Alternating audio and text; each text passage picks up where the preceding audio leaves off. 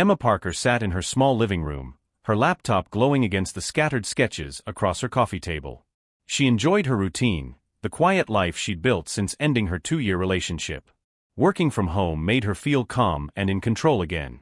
That Tuesday felt like any other peaceful day, coffee beside her, a true crime podcast playing, and her design project open on the screen. But that calm cracked when the doorbell rang unexpectedly. Emma pushed her chair back with a sigh, thinking it was her art supplies arriving. When she opened the door, nobody was standing there at all. Only a plain brown box sat on her welcome mat with her name written in thick black marker. Emma frowned and bent down toward the box, confused by the lack of a delivery sticker. Then she heard fast footsteps on the sidewalk, the kind of steps someone makes when they don't want to be noticed. She looked up and saw a man in a gray hoodie walking quickly toward a white van. "Hey! Excuse me," she called out. The man froze, then turned his head slowly, and Emma noticed the fear in his tired eyes. "Are you Emma Parker?" he asked in a shaky voice. She nodded cautiously, her hand still on the door. "Yeah, did you deliver this?" The man shook his head too fast, like he wanted to distance himself from the box. "I just dropped it off," he whispered. "Someone paid me $200 cash to bring it straight to you." Emma felt a cold twist in her stomach. "Who paid you?" she asked, stepping slightly forward. The man wiped his palms on his jeans as if they were sweating. "I don't know his name." He wore a baseball cap low over his face. He swallowed hard, eyes darting around nervously. "But he told me something I need to pass on." Emma's heartbeat picked up as she stared at him. "What did he tell you?" she asked.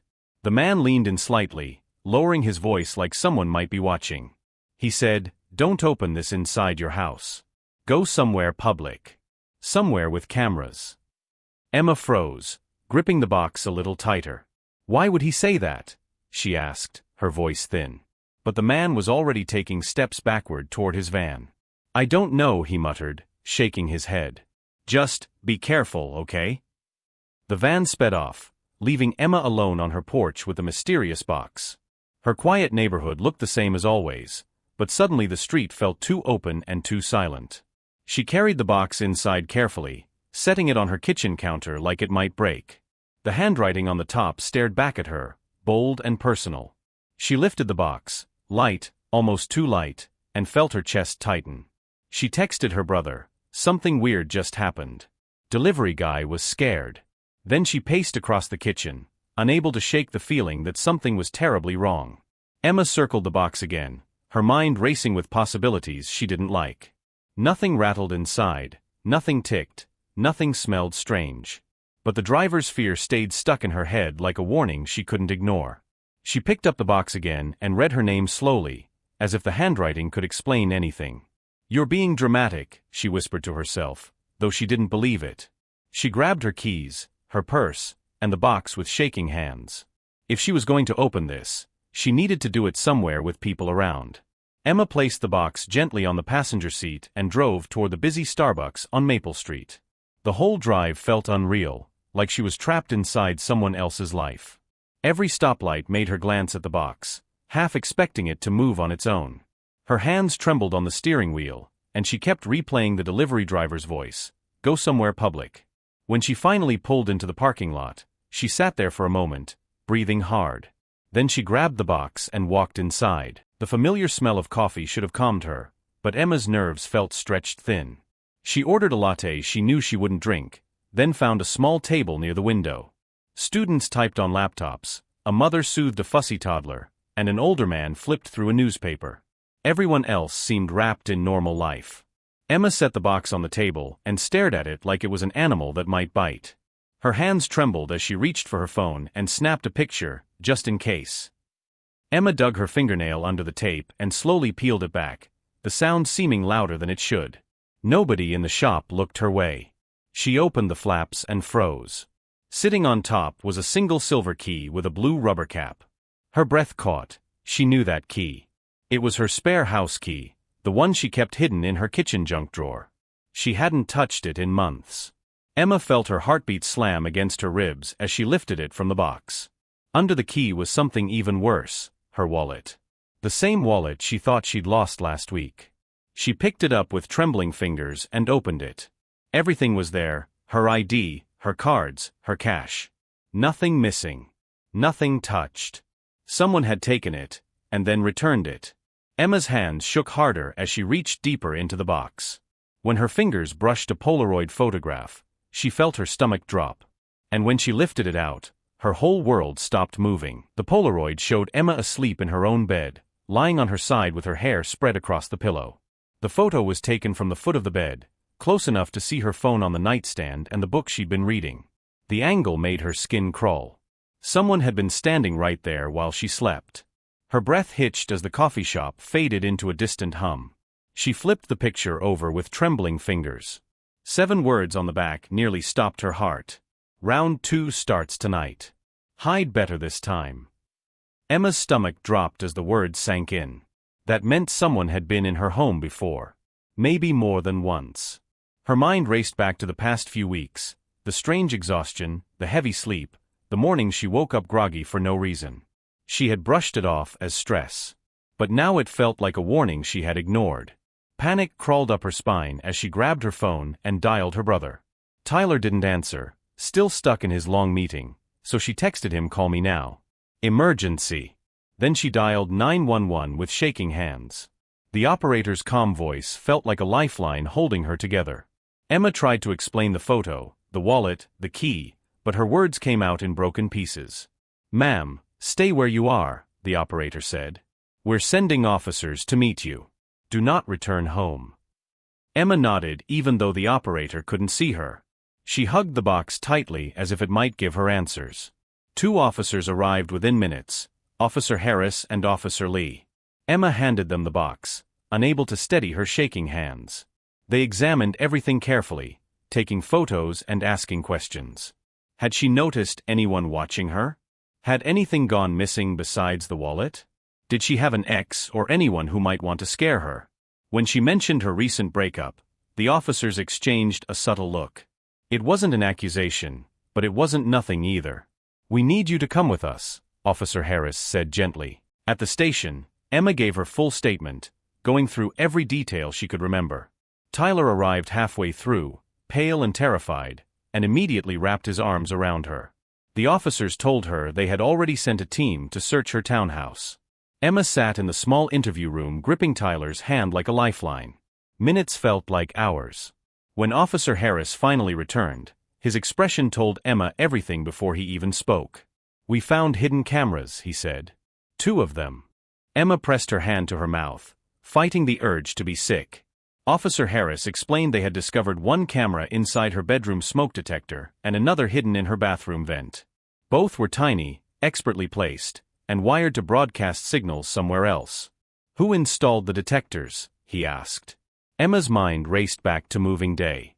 A renovation crew had been finishing work, installing the detectors and vents. 1 man stood out in her memory, a quiet guy who kept to himself. Emma described him the best she could. A name surfaced slowly in her mind. Mark Hollis. I think that was his name. Officer Harris nodded. They pulled up a DMV photo on a tablet and showed it to her. Emma's breath caught. "That's him," she whispered. Tyler clenched his jaw tightly beside her. The officers exchanged a serious look. "We've been watching him in connection with another case," Officer Lee said. "But this confirms everything. You're not his first victim." Emma felt cold all over. The officers explained they'd issued a warrant and were already tracking his last known vehicle. Emma barely processed the words. Tyler insisted she come back to Seattle with him immediately. "I'm not letting you stay here another second," he said. Emma didn't argue. She didn't want to be anywhere near that townhouse again. As they walked toward Tyler's car, her phone buzzed in her pocket. A number she didn't recognize flashed across the screen. She almost didn't answer. Almost. "Hello," she whispered. Silence filled the line, heavy and chilling. Then she heard breathing, slow, controlled breathing that didn't sound like fear. It sounded like satisfaction. "You opened it," a man's voice said softly. "Good girl."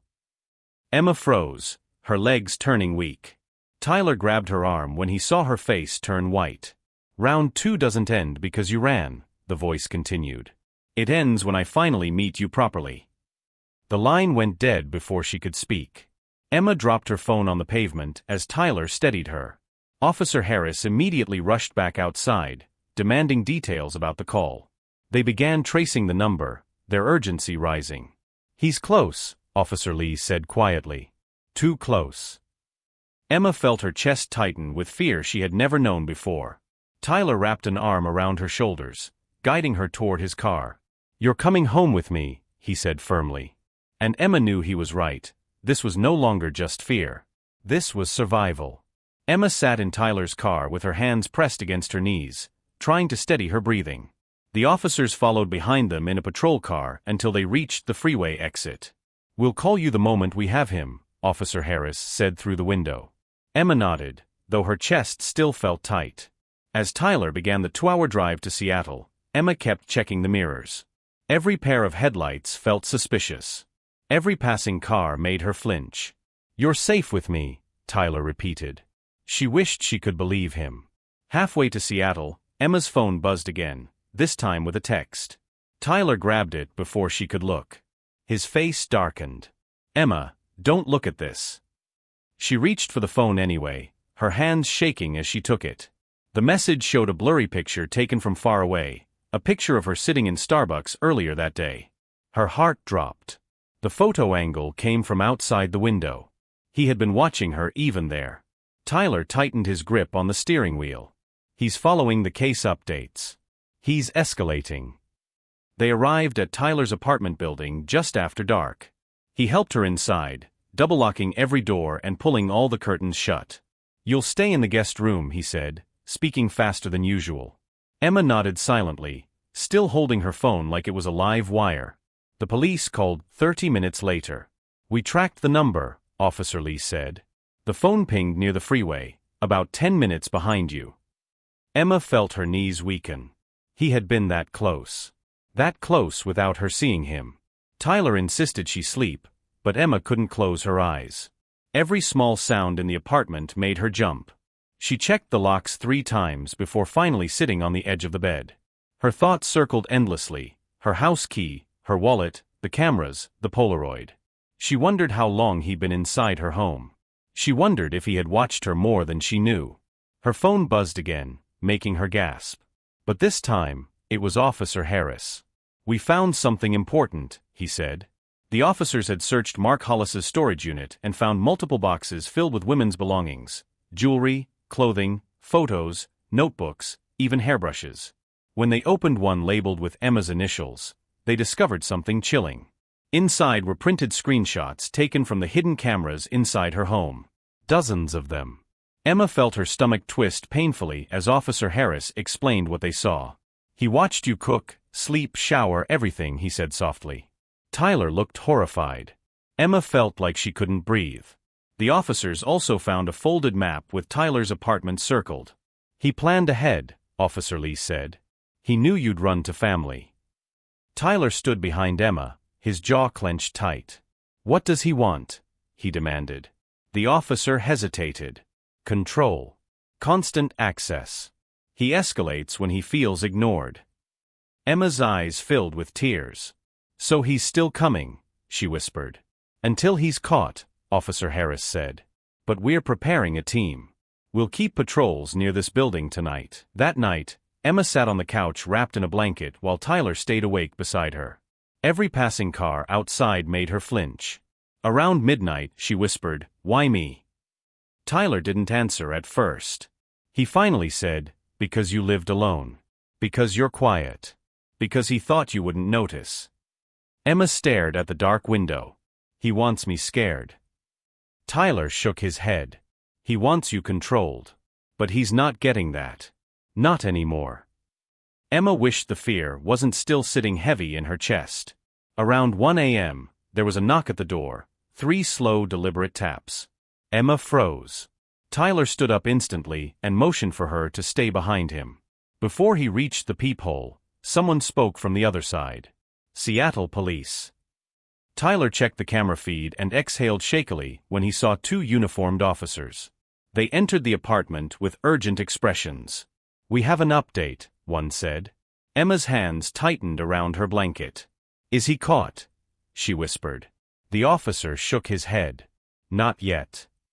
We found his car abandoned 20 minutes from here, Officer Lee explained. And inside we discovered something addressed to you. Emma felt every muscle in her body tense. What was it? She asked. Officer Lee opened a small evidence bag and showed her a single object, a new Polaroid. This time, it wasn't of her. It was of Tyler's apartment building, taken from the parking lot below. He was here, the officer said quietly. Emma felt the room spin as she stared at the photo. He had found her again. The police set up outside surveillance immediately, posting 2 officers downstairs and 1 in the hallway outside Tyler's door. Emma sat shaking on the couch, realizing how close this had become. He won't stop, she whispered. Tyler knelt beside her, gripping her hands tightly. Then we end it before he does, he said. The officers looked at each other and nodded. We agree, Officer Harris said. We're moving into the active phase. What he wants is access. We're going to use that against him. And Emma understood. They were preparing a trap. Emma listened as the officers explained their plan. Mark wanted closeness. He wanted control. And he always appeared after she reacted, after fear, after movement. We need him to think you're alone again, Officer Harris said. Just for a moment. Emma's chest tightened. The idea terrified her, but she knew the officers were right. Running hadn't stopped him. Hiding hadn't stopped him. I'll do it, she whispered. Tyler shook his head immediately, but Emma met his eyes. This ends now. I can't live like this. The officers moved quietly around the apartment, adjusting lights and placing small recording devices in key spots. They instructed Tyler to wait in the hallway with another officer. Emma would stay inside with 1 officer hidden out of sight. You won't actually be alone, Officer Lee assured her. The moment we confirm his presence, we move in. Emma nodded, but her stomach churned with fear. Her hands shook as she positioned herself on the couch, acting as though she were exhausted and alone. The apartment suddenly felt too quiet. Minutes passed like hours. Emma stared at the dark window, listening to every creak and whisper of the building. Her mind replayed the Polaroids, the cameras, the quiet voice on the phone. Then faintly she heard it, footsteps. Soft, slow, careful footsteps on the stairwell outside. She froze. Officer Lee leaned closer from his hidden position behind the door, whispering into his radio. Emma's heartbeat thundered in her ears. Another soft step. Then a quiet scrape, like metal brushing against the lock. Emma nearly stopped breathing. Someone was at the door. Someone was trying to unlock it. The officers outside stayed silent on purpose, waiting, watching, confirming. A soft click sounded from the lock mechanism, and Emma felt cold all over. The handle turned slowly, too slowly, like whoever stood outside wanted to savor the moment. Officer Lee mouthed, "Stay still." Emma gripped the couch cushion so tightly her knuckles turned white. The door opened a crack. A shadow slipped inside. Mark Hollis entered the apartment quietly, his movements almost casual. He wore a black hoodie and gloves, his face half covered. He stepped inside fully and closed the door behind him, unaware of the officers hidden nearby. Emma felt her entire body tense as he walked closer, his head tilting slightly like he was studying her. "I told you," he whispered. Round 2 wasn't over. Emma didn't move. Didn't blink. Didn't breathe. Mark reached into his pocket, just as Officer Lee shouted, "Police! Don't move!" Everything exploded at once. Officers burst through the hallway door, shouting commands. Tyler ran toward the doorway with 2 more officers behind him. Mark spun around, startled, reaching toward his pocket again. Officer Lee grabbed him first, tackling him to the floor with practiced precision. Mark struggled, yelling something Emma couldn't understand, his voice filled with rage. It took 3 officers to restrain him and snap the cuffs onto his wrists. Emma sat frozen, shaking violently. Mark glared at her as they pulled him to his feet. "You think this ends because they're here?" he snarled. But Officer Harris shoved him forward. "It ends tonight," he said firmly. The officers dragged Mark out of the apartment as he shouted Emma's name like he had a right to it. Tyler ran inside the moment Mark was gone, dropping to his knees in front of her. "It's over," he said.